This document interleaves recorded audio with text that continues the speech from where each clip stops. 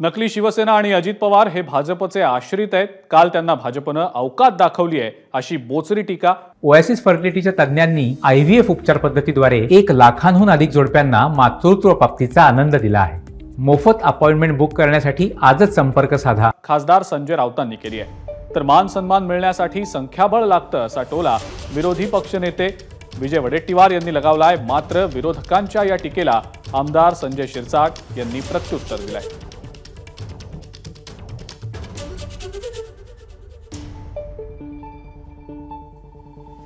अजित पवारांच्या वाट्याला तर भोपळा आहे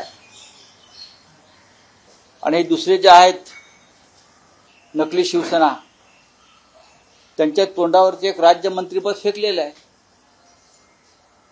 अर्थात आयुष्यभर जर कोणी गुलामीच करायचं ठरवलं असेल आणि या गुलामांना वापरून महाराष्ट्राचा स्वाभिमान अभिमान हा पायदळी तुडवायचं ठरवलं असेल ईस्ट इंडिया कंपनी गुजरातने, तर हे तुडून घ्यायला तयार असतील। ते स्वतःला तुडून घेत आहेत, त्यांना काही मिळणार नाही।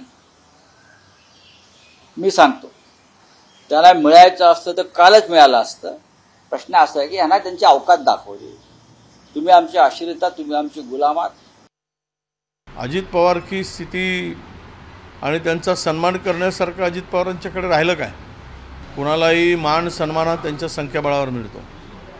त्यामुळे मला वाटतं की त्यांना राज्यमंत्री मिळालं तरी भरपूर आहे। ते खुशीनं घेतले तर ठीक, नाहीतर तेही मिळणार नाही। हे जवळ घेतात आणि पक्षाला संपवतात।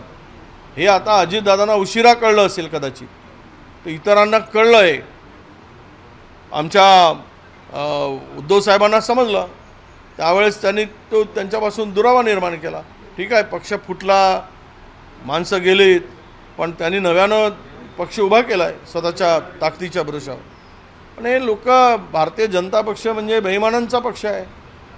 यांना माणसं घ्यायचे, फोडायचे, वापरायचे, उपयुक्त आहे तोपर्यंत उपयोगात आणायचा, नाहीतर फेकून द्यायचा। राजकारणामध्ये असं कधी इझिली कोणी कोणाला काही देत नसतं।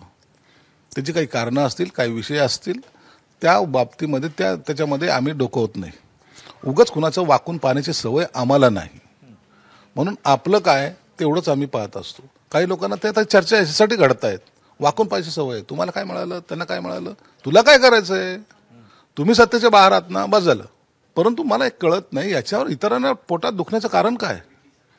तुम्ही जेव्हा सत्तेत होता तुम्हाला ते कोणतं तरी अवजड खातं, जे कधीच कुणाला कळालं नाही महाराष्ट्रातल्या जनतेला। कोणत्या खात्याचा मंत्री? अवजड खात्याचा मंत्री। कॅबिनेट आहे, कॅबिनेट काय काम केलंस रे? आमचं आम्ही पाहू, तुमचं तुम्ही पहा। एबीपी माझा, उघडा डोळे बघा नीट।